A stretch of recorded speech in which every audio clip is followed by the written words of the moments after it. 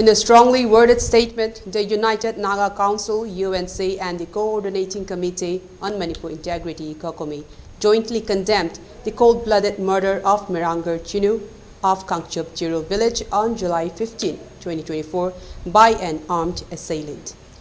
COCOMI expressed regret over the incident, accepting moral responsibility and extended their utmost concern to the victim's family and the community. They assured their best cooperation to resolve the matter amicably. Both organizations extended heartfelt condolences to the bereaved family and their loved ones, standing in solidarity with them during this difficult time.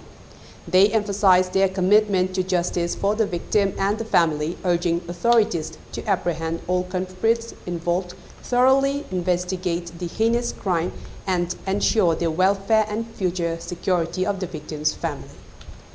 The issue has now been resolved amicably according to Naga customary law.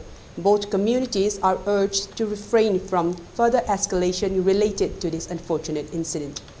UNC and COCOMI fervently appeal to all parties to maintain peace and tranquility among the communities in the coming days, reinforcing their commitment to justice and harmony.